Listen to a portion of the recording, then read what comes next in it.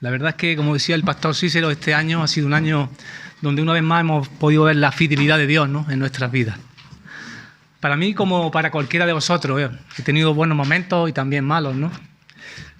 Buenos, pues no sé, el trabajo que tengo, que la verdad es que es un trabajo donde estoy aprendiendo mucho y también donde estoy viendo muchos lugares de España.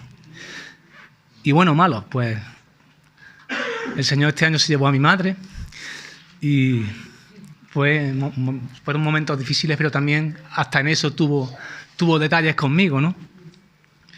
Porque me permitió poder ir hasta Gerona y despedirme de ella, y ella murió teniendo a su hijo y a algunos de sus nietos alrededor. Entonces, como digo, Dios está en todo, y aún en los momentos difíciles también podemos ver su fidelidad, ¿no?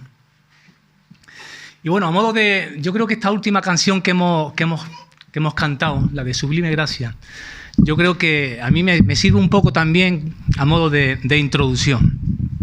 A modo de introducción, porque en esta mañana, precisamente, yo quería compartir con vosotros acerca de la gracia de Dios.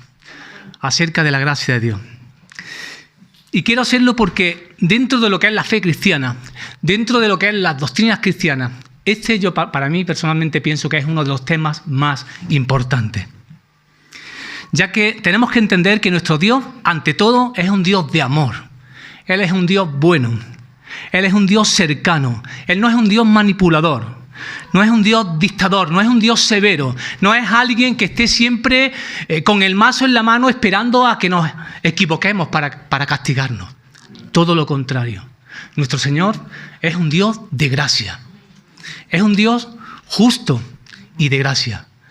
Por tanto, cada vez que nos acerquemos a Él, sea por la mañana, por la tarde o por la noche, tenemos que hacerlo precisamente teniendo en cuenta que nuestra relación con Él tiene que estar vinculada a esa gracia. Tiene que estar vinculada a esa gracia. Entonces, cada vez que nos acerquemos al Dios de la gracia, tenemos que hacerlo como nos dice el autor de la carta a los Hebreos, capítulo 4, versículo 16. Tenemos que hacerlo confiadamente, sin temores, sin miedos. ¿Para qué? Pues para que también, como nos dice este versículo, para que podamos encontrar en Él el oportuno socorro. Pero hermanos, ¿qué es exactamente la gracia de Dios? ¿Cómo podríamos ilustrarla? Bueno, pues yo la describiría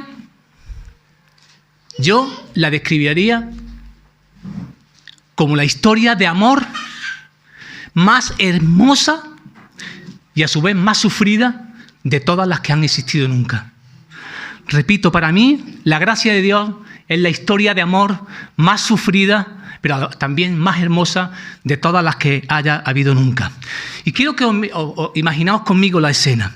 Por un lado nos encontramos al novio, a Jesucristo, que está ahí crucificado y desfigurado por culpa del odio de aquellos que desde que empezó su ministerio desearon su muerte. Y por el otro lado nos encontramos a los pies de la cruz, pues también nos encontramos a la novia, a su iglesia, a cada uno de nosotros, representada en ese momento por ese puñado de hombres y mujeres de fe que por amor a Él lo acompañaron hasta la muerte. Entonces, ahí está para mí el verdadero valor y la raíz de lo que realmente es la gracia de Dios. En que todo este acontecimiento de la cruz fue solamente movido por el amor de un Dios que prefirió morir para que su novia, para que su iglesia, para que nosotros pudiéramos vivir con Él eternamente. ¿Es o no es esto una historia de amor bonita? Pero hermano, esta historia de amor se repite cada día en todo el mundo. Esta historia de amor se repite cada vez que alguien se convierte y mira por primera vez a esa cruz. Una cruz que, por cierto, está vacía, porque Cristo venció al pecado y a la muerte. Pero esta historia de amor, como digo, se repite cada día. Cada día que alguien en cualquier lugar del mundo se pone de rodillas delante de esa cruz y le dice al Señor: Señor, gracias. Gracias porque ahora entiendo que tú moriste en esa cruz, diste tu vida por amor a mí. entonces la gracia de Dios se puede definir como el amor de Dios personificado a través de Cristo. Y eso es precisamente lo que convierte a la gracia de Dios en un favor inmerecido. Un favor inmerecido que viene de parte de Dios para todas aquellas personas que nos consideramos pecadores redimidos. Porque al final eso es lo que consigue la gracia de Dios por medio del arrepentimiento, por medio del perdón de pecados.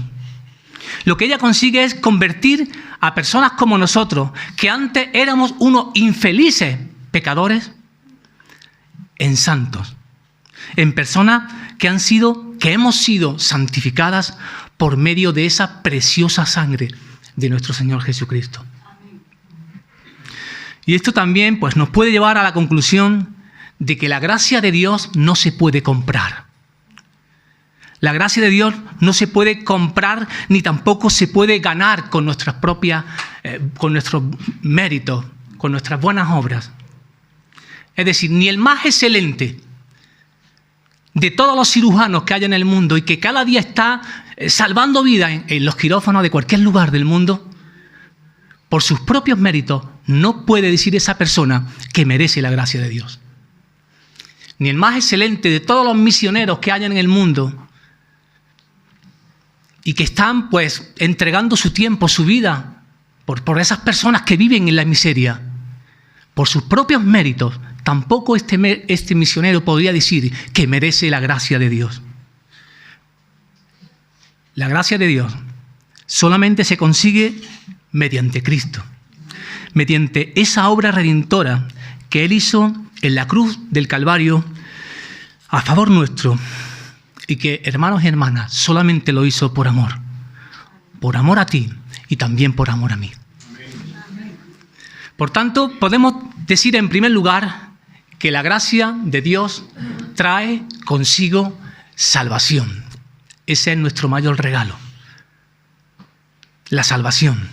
Como nos dice también el apóstol Pablo en Efesios, capítulo 2, versículos del 8 al 10. Dice, porque por gracia sois salvos, por medio de la fe. Y esto no es de vosotros, pues es don de Dios. No por obras para que nadie se gloríe, porque somos hechura suya, creados en Cristo Jesús para buenas obras, las cuales Dios creó de antemano para que anduviésemos en ellas. Hermanos, Pablo nos está diciendo en estos versículos que la salvación solamente se puede conseguir mediante la fe en Jesucristo, ¿verdad? Por tanto, es un don de Dios, no es por obras para que nadie se gloríe. Porque ¿qué pasa si nos gloriáramos? ¿Qué pasa si, imaginaos que estamos todos nosotros estamos en el cielo, ¿vale? ¿Qué ganas tenéis, ¿Tenéis ganas, Que estemos ahí arriba, ¿verdad? Vale, y ahora, pues, imaginaos que ahora, pues, estamos allí presumiendo, alardeando de las cosas buenas que hicimos en este mundo, ¿vale? De las personas a las que ayudamos, de las cosas que hicimos en la iglesia, de los ministerios que tuvimos, de las personas que, entre comillas, se convirtieron porque tú y yo le hablamos del Señor. ¿Qué pasaría? ¿Cómo estaría nuestro ego? Estaría tan inflado que en vez de almas redimidas pareceríamos globos celestiales o algo de eso, ¿verdad? ¿Vale? Inflados ahí el ego, yo por mí, si este bien estuvo aquí, llegó aquí el otro, y yo es que hice muchas cosas en la iglesia, es que yo y yo. Globos celestiales, de todos los colores, más morenos, blancos, de todos los colores, amarillo. Eso seríamos, porque el ego nos inflaría mucho, ¿no? La salvación no es por obras. La salvación es mediante la gracia de Dios, ¿verdad? Mediante esa preciosa sangre que Cristo derramó en la cruz del Calvario por amor a nosotros.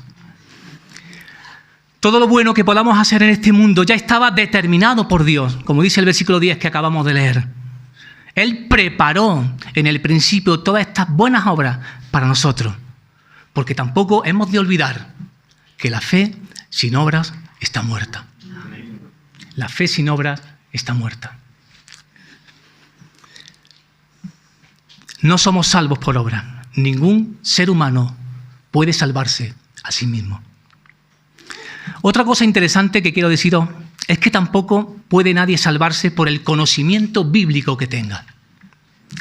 Yo me puedo aprender la Biblia desde Génesis hasta Apocalipsis, capítulo por capítulo, versículo por versículo. Pero si yo no creo en su contenido, si yo no creo en su verdad, si yo no creo en que ella es la palabra de Dios, yo no puedo ser salvo. Entonces no es solamente conocimiento bíblico lo que el Señor demanda de nosotros, que por cierto también lo demanda. No es solamente, como digo, conocimiento bíblico lo que el Señor demanda de nosotros para que podamos ser beneficiarios de su gracia, sino más bien fe en su palabra. Tenemos que tener fe en el Evangelio. Tenemos que escuchar la palabra de Dios y creer en ella. Y por supuesto, lo más importante, o al menos también de las cosas más importantes, creer en ella y ponerla en práctica. Quiero poner un ejemplo. Imaginaos que yo soy vuestro médico de cabecera.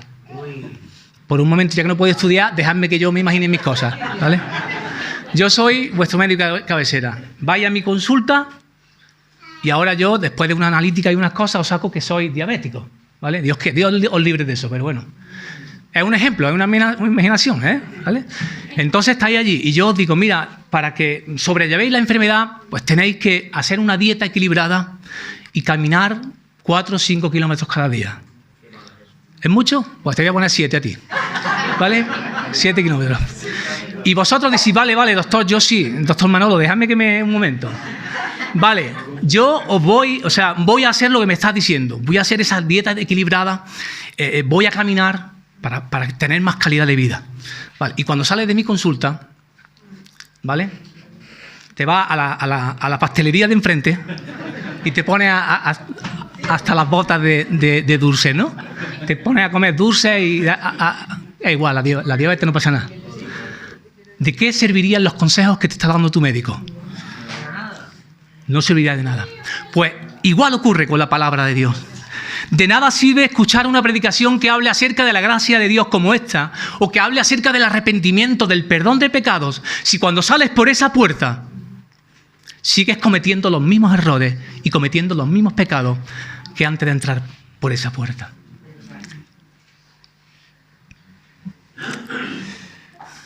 De nada sirve escuchar, como digo, una predicación si cuando salgas de la iglesia sigues igual que cuando entraste, ¿no? Entonces lo peor de todo, y lo peor de todo esto es que el tiempo de salvación se acaba, se acabará. Tiene su límite, como todo en la vida. ¿Cuándo? Pues cuando el Señor venga, porque Él ha prometido que hará su segunda venida, o cuando el corazón se pare. Cuando tu corazón deje de latir. Por eso, a mí me gusta comparar la fe en la palabra de Dios con un antídoto contra el pecado. Es como si fuera un antídoto contra el pecado. Es decir, si a ti te pica, por ejemplo, una serpiente venenosa, Dios nos libre también de eso porque yo le temo poco a la serpiente. Si te pica una serpiente venenosa, lo único que te puede salvar la vida es ponerte el antídoto correcto a tiempo, ¿verdad?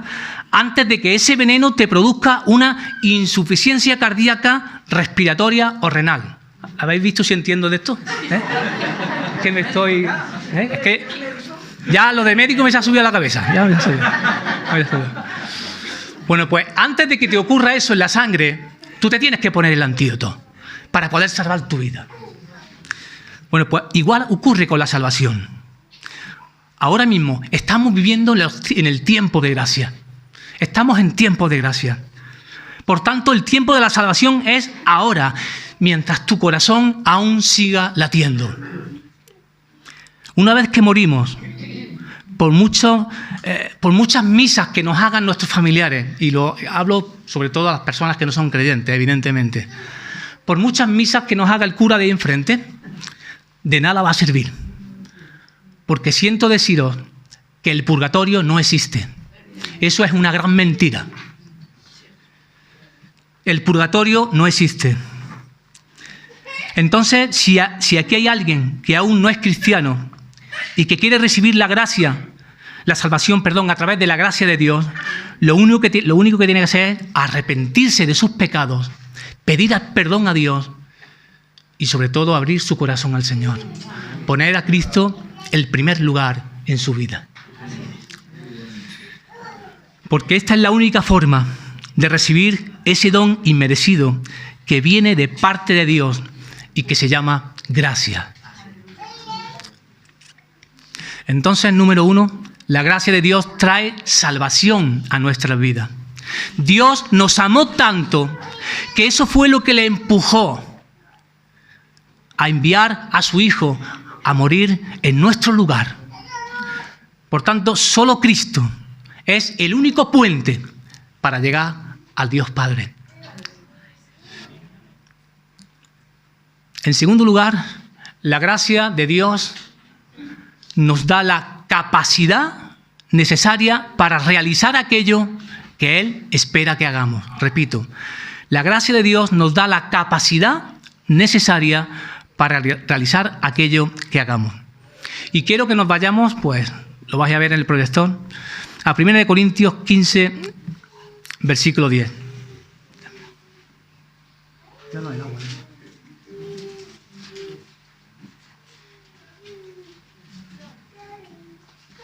Así nos dice la palabra de Dios. Pero por la gracia de Dios soy lo que soy. Y su gracia no ha sido en vano para conmigo. Antes he trabajado más que todos ellos. Evidentemente aquí se está refiriendo el apóstol Pablo a los demás apóstoles, de los cuales, por cierto, él se consideraba el más pequeño de todos. Antes he trabajado más que todos ellos, pero no yo, dice Pablo, sino la gracia de Dios conmigo. Entonces repito, pero por la gracia de Dios soy lo que soy. Y después dice, pero no yo, sino la gracia de Dios conmigo. Entonces aquí vemos que Pablo siempre procuró no malgastar ninguno de los dones que la gracia de Dios había producido en él durante todo su ministerio.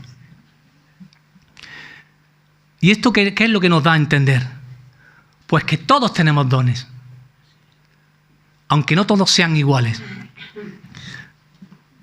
Porque hay quien tiene el don o la capacidad, gracias Paco, o la capacidad de compartir la palabra de Dios desde el púlpito. Otras personas tienen el don, la capacidad de tocar cualquier instrumento para el grupo de alabanza, ¿no? Otros tienen el don o la capacidad de coger una silla de estas, ponerse ahí en mitad de la plaza donde han puesto el Belén y decirle a todo el mundo cuál es el verdadero significado de la Navidad. Decirle a todo el mundo, como decía el pastor Cícero la semana pasada, que ese niño de Belén, pequeñito, inocente, creció y dio su vida por amor a ellos. Por tanto, hay diversidad de dones. Cada uno tiene una capacidad, un talento diferente. Otros, pues como digo, pues no sé, tienen el don del canto, ¿vale? Como las hermanas que se ponen aquí cada domingo para guiarnos en la alabanza. Ese tampoco es mi caso, lo siento. Con el coro de Navidad me iba siempre, gracias por tu paciencia, me iba siempre delante de los demás, tenía que estar con el oído pendiente porque no sé cantar. Yo canto como las cabras montañesas. ¿Sabéis cómo cantan las cabras montañesas? ¿Sabéis? Yo no, tampoco lo sé, vamos, pero que canto como ella, seguro. ¿Vale? No tengo esa virtud, no tengo ese don tampoco. La gracia de Dios, como digo, produce en nosotros diversidad de dones. Diversidad de dones. Hola. Y por eso mismo tenemos que tener en cuenta también que esos dones que produce la gracia de Dios en cada uno de nosotros también requiere responsabilidad. También requiere responsabilidad.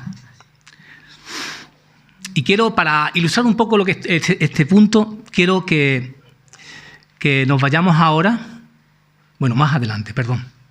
La gracia de Dios que requiere responsabilidad. Y es curioso porque yo entendí siempre la gracia de Dios como un don, como decía al principio, un don inmerecido que viene de parte de Dios por el cual tenemos que estar eternamente agradecidos. Y es verdad, Por supuesto que sí. Pero Dios no solamente quiere que estemos agradecidos por habernos dado el don de la gracia. Dios también quiere que saquemos provecho de ella. Dios también quiere que saquemos provecho de esa gracia. Y eso evidentemente requiere cierta responsabilidad. Entonces, como digo, cada uno de nosotros somos responsables según la medida de gracia que hemos recibido. Según la medida de gracia que hayamos recibido, lo que el Señor quiere es que la exprimamos. ¿Vale? Como lo que hacemos con un limón, igual. La gracia que Dios nos ha dado, tenemos que exprimirla, sacarle todo el jugo. Y para entender un poco, quiero también que nos vayamos a Mateo capítulo 25 y vamos a leer los versículos del 14 al 30. Que es la parábola de los talentos. Lo tenemos aquí. Dice, porque el reino de los cielos es como un hombre que yéndose lejos llamó a sus siervos y les entregó sus bienes. A uno dio 5 talentos y a otro 2, y a otro 1. A cada uno conforme a su capacidad. Y luego se fue lejos. Y el que había recibido 5 talentos fue y negoció con ellos. Y ganó otros 5 talentos. Asimismo, el que había recibido 2 ganó también otros 2. Pero el que había recibido 1 fue y cavó en la tierra y escondió el dinero de su señor. Después de mucho tiempo, vino el señor de aquellos siervos y arregló cuentas con ellos. Y llegando el que había recibido 5 talentos, trajo otros 5 talentos diciendo, Señor, 5 talentos me entregaste. Aquí tienes, he ganado otros 5 talentos sobre ellos. Y su señor le dijo, bien, buen siervo y fiel. Sobre poco has sido fiel, sobre mucho te pondré. Entra en el gozo de tu señor. Llegando también el que había recibido 2 talentos, dijo, Señor, 2 talentos me entregaste. Aquí tienes, he ganado otros 2 talentos sobre ellos. Su señor le dijo, bien, buen siervo y fiel. Sobre poco has sido fiel, sobre mucho te pondré. Entra en el gozo de tu señor. Pero llegando también el que había recibido 1 talento, dijo, Señor, te conocía que eres hombre duro, que ciegas donde no sembraste y que recoges donde no esparciste. Por lo cual tuve miedo y fui y escondí tu talento en la tierra. Aquí tienes lo que es tuyo. Respondiendo su señor, le dijo, siervo malo y negligente, sabías que ciego donde no sembré y que recojo donde no esparcí. Por tanto, debías haber dado mi dinero a los banqueros, y al venir yo hubiera recibido lo que es mío con los intereses. Quitadle pues el talento y dadlo al que tiene 10 talentos. Porque al que tiene le será dado y tendrá más, y al que no tiene, aún lo que tiene le será quitado. Y al siervo inútil echarle las tinieblas de afuera, allí será el lloro y el crujir de dientes. ¿Qué aprendemos aquí en este relato bíblico con respecto al tema de la gracia? Bueno, pues que estas personas que recibieron talentos especiales de su Señor, ellos construyeron sobre lo que habían recibido, sobre lo que recibieron. Fueron responsables sobre el don que recibieron, al menos los 2 primeros. Entonces, al que mucho se le confía, mucho más se le va a exigir. Dios nos va a exigir de acuerdo a lo que nos ha dado, de acuerdo al don que por su gracia hemos recibido. Entonces, cuanto más dones te haya dado el Señor, esto sí que es importante, cuanto más dones te haya dado el Señor, mucho más productiva tiene que ser su gracia en tus manos. Cuanto más dones te haya dado el Señor, mucho más productiva tiene que ser su gracia en tus manos. Por tanto, tú eres responsable de tu gracia, no de la gracia de otros, solamente de tu gracia. Por eso tampoco tiene sentido que nos comparemos unos con otros, para ver quién produce más. No tiene ningún sentido. ¿Por qué? Simplemente porque en el reino de Dios no existe la rivalidad. Además, eso solamente provocaría en ti una gran frustración, un gran desánimo. Las comparaciones Nunca, ¿nunca qué? Nunca son buenas. Nunca son buenas. Si os fijáis en esta parábola de los talentos, el Señor le pide cuenta a cada uno según lo que Él le había ofrecido de una manera personal. Al primero no le pidió cuentas sobre los talentos del segundo ni del tercero. Le pidió solamente cuentas de lo que le había dado a Él, ¿verdad? Y así hizo sucesivamente con los tres. Entonces a mí, por ejemplo, el Señor nunca me va a pedir cuentas sobre los talentos que tiene, por ejemplo, pues no sé, el pastor Cícero. Perdona que te ponga el ejemplo. Nunca me va a pedir cuentas sobre lo que él tenga, ¿verdad? Me va a pedir cuentas sobre lo que a mí me dio. Sobre lo que a mí me dio.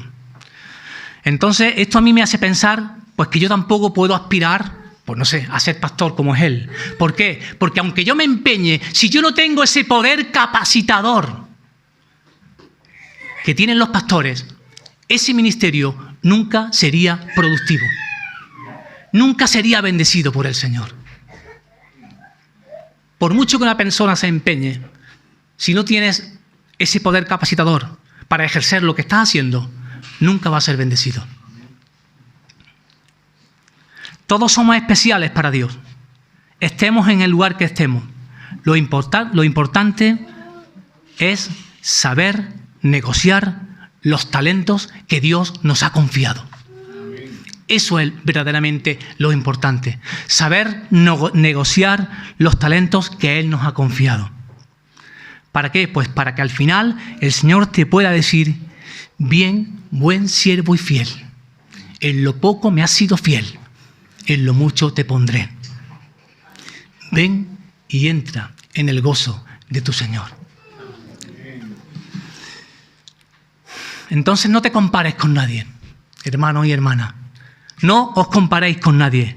Dios te llamó a ti para hacer algo específico. Por tanto, Él te dará una medida de gracia y una medida de fe para poder conseguirlo. Todo aquello que intentemos hacer por nuestra propia cuenta, si eso está fuera de la voluntad de Dios, nunca va a dar fruto.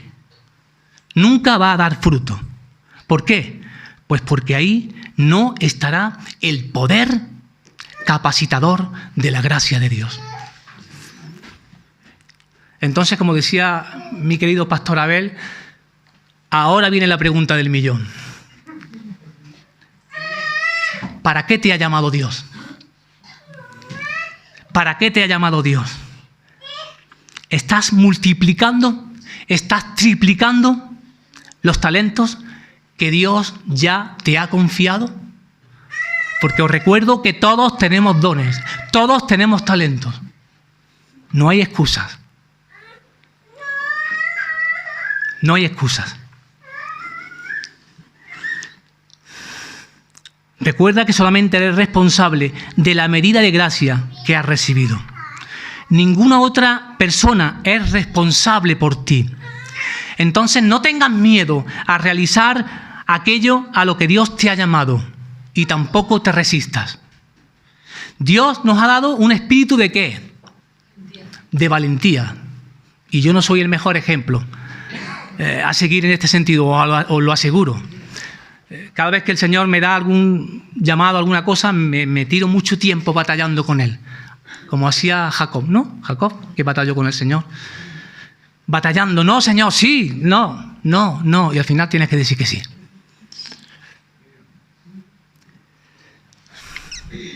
Muchas veces me falta la fe. ¿A que sí, pastor?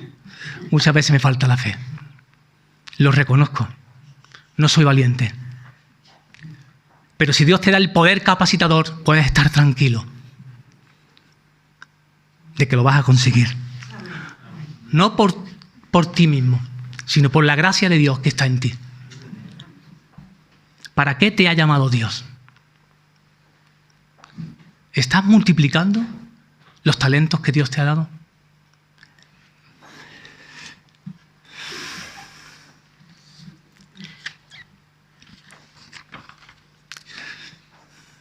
Entonces, como digo, seamos valientes, hermanos y hermanas. Y sobre todo aprendamos también a ser responsables, a comprometernos con la Iglesia de Cristo. Porque la gracia la gracia requiere responsabilidad. A veces oramos al Señor, Señor, bendíceme, úsame, dame ministerio dentro de la iglesia para tu gloria. Y cuando Él decide hacerlo, damos de lado a esas responsabilidades. Y lo hacemos bien porque nos da miedo enfrentar esos nuevos retos, o bien porque hay un tiempo de tribulación o de prueba. Pero fijaos también lo que nos dice el apóstol Pedro en el capítulo 5, versículo 10. Dice, mas el Dios de toda gracia, que nos llamó a su gloria eterna en Jesucristo, después de que hayáis padecido un poco de tiempo, Él mismo os perfeccione, afirme, fortalezca y establezca. El Señor es consciente de nuestros sufrimientos, de nuestras pruebas, de nuestras tribulaciones. Pero también nos va a dar la fuerza para superar todo eso.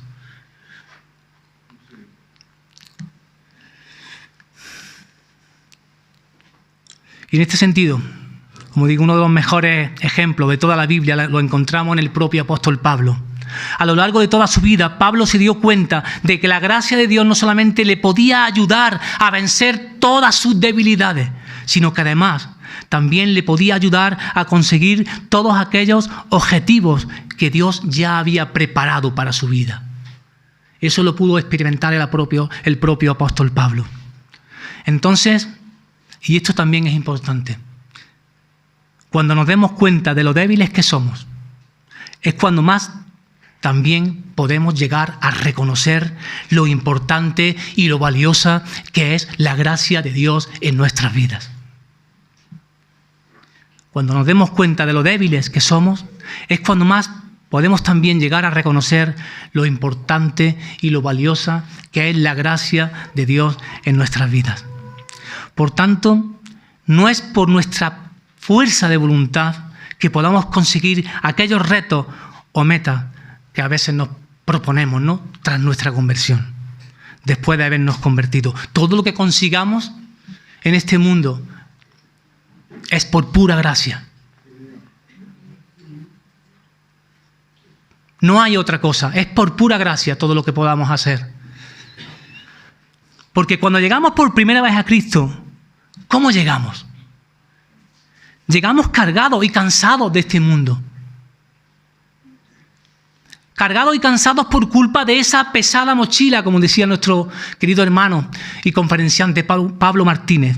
Cargados y cansados por culpa de esa pesada mochila donde se encontraban todos nuestros malos vicios, todas nuestras manías y todos nuestros grandes defectos.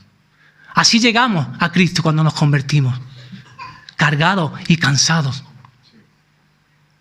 Porque si somos sinceros con nosotros mismos, en esta mañana no tenemos más remedio que reconocer que fue la gracia de Dios quien nos quitó, por ejemplo, el peso de nuestras mentiras. ¿Quién mentía antes de convertirse? Y no me digáis que nadie, ¿eh? Y yo también. ¿Cuánto pesa una mentira diaria en el corazón? ¿Cuánto pesan 365 mentiras al año? Y lo mismo ocurrió con las malas costumbres, como por ejemplo la de decir palabrotas, la de decir tacos.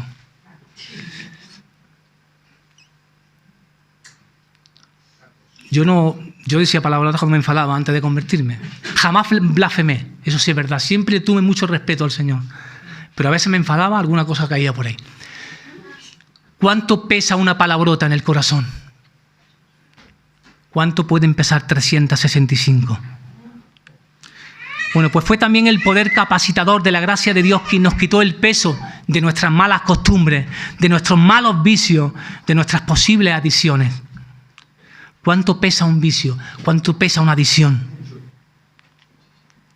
Quizás pensamos que algunas de estas cosas no son pecados, pero hermanos, todo aquello que domine nuestra propia voluntad no nos conviene. Todo aquello que domine nuestra voluntad no nos conviene. Antes de llegar a Cristo estoy seguro de que nadie, al menos por mí, nadie daba un duro, nadie daba un euro, ¿no?, como se podría decir ahora. Ni yo mismo confiaba en mí. Sin embargo, Cristo, como nos decía antes el apóstol Pedro, Cristo nos llamó a su gloria. Nos llamó a su gloria. Y por eso Él nos fortalece y nos capacita diariamente para que al final podamos conseguir aquellos propósitos que Él tiene para nuestra vida. ¿Pero cuándo lo hará? Pues lo hará siempre y cuando Él vea también en nosotros una actitud de compromiso y de responsabilidad. Porque recordemos que Dios no solamente quiere que seamos agradecidos por habernos dado su gracia, Él también quiere que saquemos provecho de ella, con nuestros talentos, evidentemente.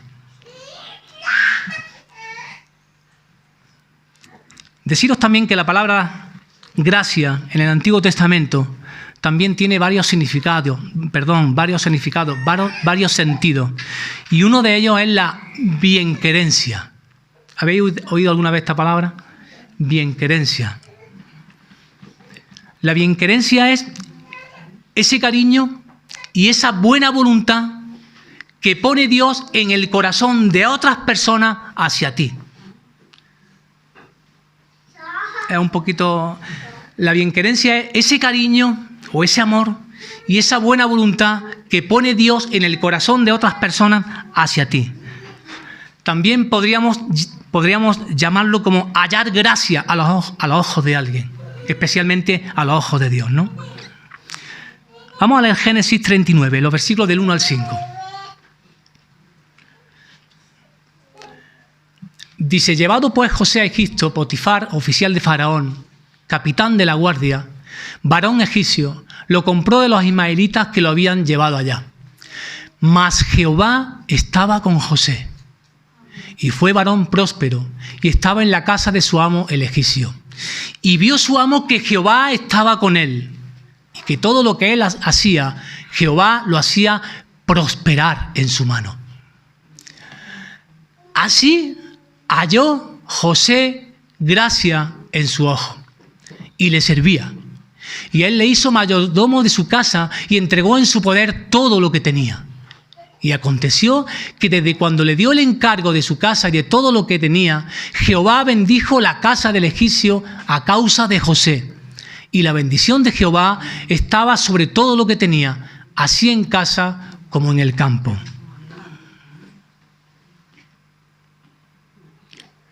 Lo primero que aquí aprendemos es que la presencia de Dios nunca se apartará de aquel o aquella que en Él tiene puesta toda su confianza.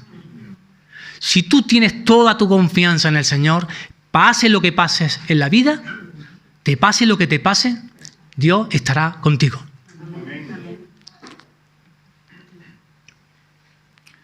Entonces eso es lo primero que vemos en estos versículos. A José, como todos sabéis, por envidia, sus propios hermanos lo vendieron como esclavo en Egipto. Pero aún así, José nunca dejó de confiar en su Dios. Y por eso Dios, todo lo que le ocurrió en su vida, lo usó para bien. Lo usó para que al final él pudiera llegar a ser la mano derecha de Faraón.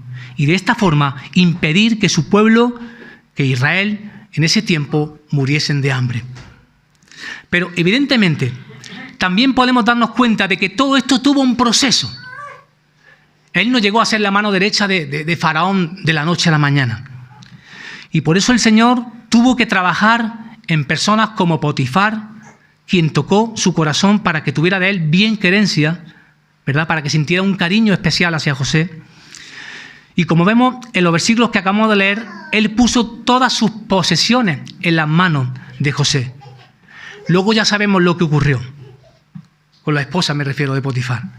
Pero lo importante de esta enseñanza es que si Dios pone cariño y buena voluntad en otras personas hacia ti, no solamente te irá bien a ti, sino que también le puede ir bien a esa otra persona.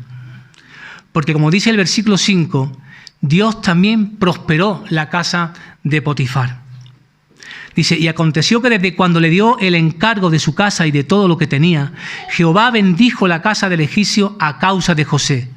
y la bendición de Jehová estaba sobre todo lo que tenía, así en casa como en el campo. Entonces, imaginaos qué maravillosa es la gracia de Dios, que no solamente nos trae salvación y nos capacita para ejercer nuestros dones, sino que además también permite que otras personas puedan ser bendecidas a través de nosotros. Y esto también me recuerda a la promesa que le hizo el Señor a Abraham cuando le dijo en Génesis 12:3: bendeciré a los que te bendigan y a los que te maldijeren, maldeciré. El Señor honra y bendice a quien a ti también te honra y bendice. Entonces tu lugar de trabajo puede ser bendecido y prosperado solo porque tú formas parte de esa empresa. Y esto fue lo que ocurrió con José. Dios bendijo al capitán egipcio solo porque entre sus siervos estaba José. Aunque evidentemente también Dios tenía un propósito con todo esto. No siempre ocurre de esta forma. Pero hermanos, también es cierto que para que la gracia de Dios actúe de esta forma, tenemos que poner toda nuestra confianza en el Señor. Y tenemos que hacerlo aún en los momentos difíciles. Y ya a modo de conclusión, solamente recordaros una vez más que nuestro Dios, ante todo, es un Dios de amor. Él es un Dios bueno. Él es un Dios cercano. No es un Dios manipulador. No es un Dios dictador. No es un Dios severo. No es alguien que esté constantemente con el mazo en la mano para castigarte por tus errores. Todo lo contrario. Él es un Dios de gracia. Por eso nuestra relación diaria con Él tiene que estar relacionada, tiene que estar vinculada a esa gracia. Entonces, como hemos visto, esa gracia nos trae salvación. Nos trae salvación por medio de esa fe que tenemos puesta en nuestro Señor Jesucristo. También nos capacita, nos da un poder capacitador para ejercer todo aquello para lo que fuimos llamados. Y por último, la gracia de Dios produce en otras personas bienquerencia. Y esto no es otra cosa que ese amor y esa buena voluntad que pone Dios en el corazón de otras personas hacia ti. Vamos a orar un momento. Señor, te damos muchas gracias por tu palabra, gracias por tu gracia, Señor, que nos da salvación, Señor, que nos ha dado ese poder capacitador para ejercer esos dones que tú nos diste. Gracias, Señor, porque en tus manos estamos seguros y confiados, Señor. Gracias porque no somos merecedores de esa gracia, pero a ti te plació dárnosla, Señor. Y te pedimos que sepamos